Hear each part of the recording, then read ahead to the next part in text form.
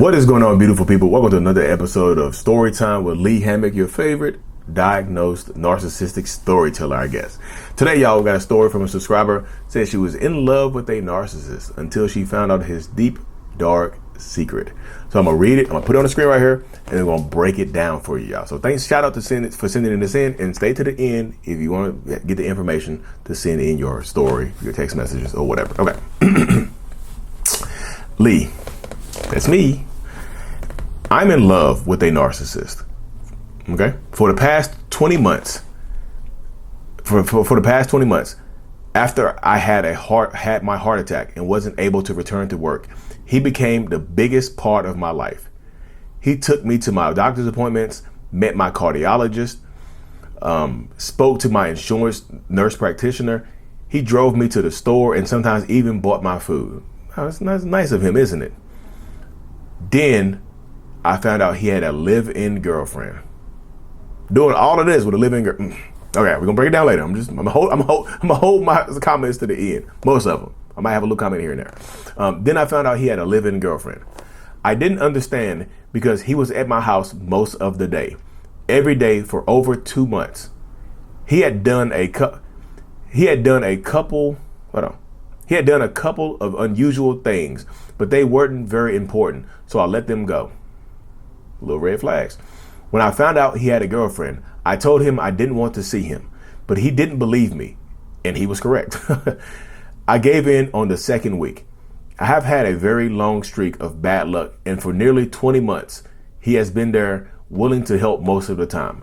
And there have been times he has made me pay for something. Sometimes I don't know what, but he makes me pay by not seeing him and sometimes not hearing from him as well.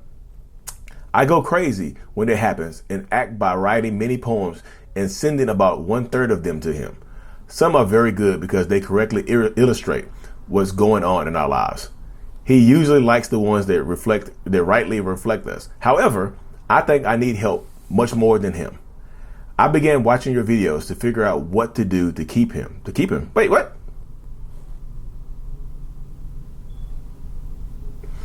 Two months ago, he was helping me out of a difficult situation I was in that was among many hard times I was going through. My mom, at the end of her fight with cancer, the possibility of having my house red tagged, not having a vehicle or job in a very rural environment. And one day, after he had been so good to me and helping me, he accused me of talking badly about him to his live-in partner. Gradually, our time together dwindled down to once or twice a week, one or 2 weeks a month, and I lived for this. The day after he accused me, I did not do this, by the way. He stopped talking to me. I just don't understand. I guess I just don't want to understand. He has seen me once, texted me twice, called me once in 9 weeks. Now I'm watching your videos to try to help me distance myself, but I still have deep feelings for him. I still don't want to date anyone else, and I still look at him like a Disney princess seeing her Prince Charming for the very first time every time I see him. Also, I've had 2 narcissistic best girlfriends and 2 very narcissistic boyfriends. All of those were the best and the worst relationships I've ever been in, I've ever experienced, and I would relive them. What is wrong with me? So let's ride right here. Thanks for sending it in. I appreciate it. I know it's tough to send that type of stuff in, y'all. I really, really understand how tough it can be to send in, to share the stuff that's going on behind the scenes in your life. So I really, truly appreciate you sending it in. But first of all, we're gonna start with the end. The Disney princess, the Disney prince. Y'all, Disney movies catch you up. Disney movies are chock full of narcissists and toxic relationship dynamics that a lot of us don't see it. We don't understand it until we get older, right? Like the Prince Charming, getting swept off of your feet. All of that stuff is like, I feel like Disney movies normalize love bombing. Right. Disney movies normalize people you like finding love at the worst time of your life and it working itself out. But a lot of times, in Disney movies, the first person you meet is the horrible person. Like one of the movies I talk about all the time is Frozen. Right. Frozen, the movie Frozen. Like she met Hans of the Southern Isles. She was in love with Hans. But she ended up with Kristoff because Hans was in it for the prestige, in it for the crown and whatnot, right? That's what he wanted to do. So that's something that goes on right there. Like Disney movies prep you Disney movies kind of manipulate you into accepting toxic relationship results as a youth. Because you in here, you didn't mention having a toxic parent. You say your mom passed away. I'm sorry to hear that. I really am. But you didn't mention having a toxic parent. You said 2 narcissistic girlfriends, 2 narcissistic boyfriends. Could it be that the Disney movies implanted this in you that make you think this type of stuff is okay? But also, it sounds like you narcissist. Not every narcissist is the same, right? But there are a lot of predatory narcissists, an extremely high amount of predatory narcissists out there that are absolutely out there trying to manipulate you. They're absolutely out there trying to get involved in your life in some way, shape, or form. Like they catch you at moments when you need them the most. Like when you need somebody to love on you, when you need somebody to be there for you, guess what? You get a narcissist. This happens. Like you get when you need somebody to be there for you, you get a very narcissistic person that comes into your life, and they might absolutely be there for you. They might be there for you. They might help you out, do all of this stuff. Meet your cardiologist, speak to your nurse practitioner, go to your doctor's appointments, do all of this stuff for you to build that trauma bond. This is love bombing. Like he's doing all this stuff. This is not grandiose. This is not money, flash, anything like that. This is still love bombing. What he's doing right here is love bombing you to implant himself into your life like a tick. So it's hard to get him out of there. It's very hard to get him out of your life once he's in there. Like, because now you need him. He's implanted himself to the point where you need him, and now he's removed himself. Like, and that's very, very hard, but he removes himself so quickly. And yeah, he's probably lying. It seems like his girlfriend probably might have found out about it or suspected some things.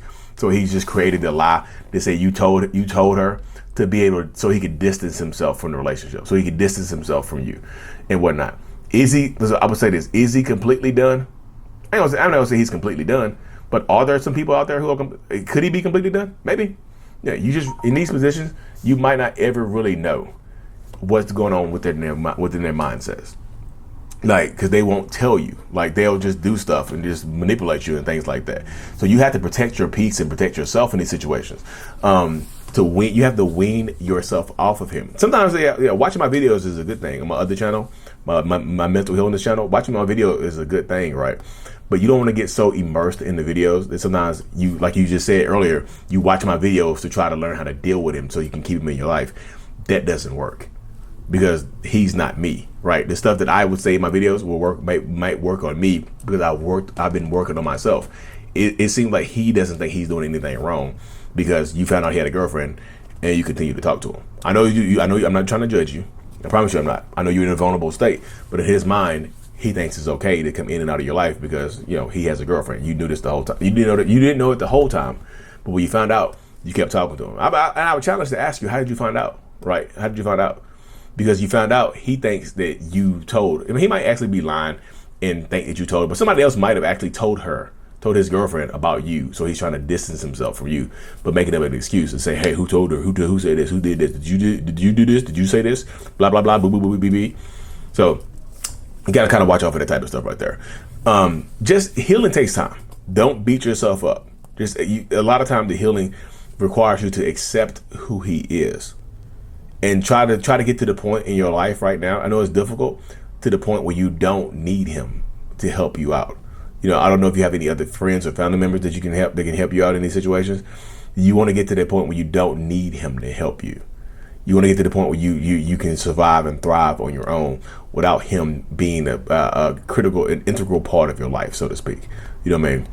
But anyways, thank you for sending that in. I really appreciate it. Y'all stay tuned to the end for the contact information and whatnot. Send your stories in. Tag me. You can also email me some links for some videos you'd like me to react to. Y'all, if you send me a video, it can't have music in it because YouTube will silence the video. They just absolutely will. So don't send me stuff with music in it because I can't react to it. Send me the unedited version, whatever. You know what I mean? Anyways, y'all, thanks for tuning in. Like and subscribe for more. And as always, y'all, boy, Lee Hammock, Lee Actions. I'm out. Peace. Thank you so much for making it to the end of my video. I truly appreciate every single one of y'all. If you haven't already, hit that subscribe button, y'all. It don't cost you nothing. It don't cost a thing. If you want to send in your story to be broken down or send in some text messages, you can do that at info@mentalhealness.net. Or you can send me a brief voicemail to 855-432-56 37. I love interacting with y'all. I love breaking these stories down. Thank y'all so much. I will see y'all in the next reaction video. Peace.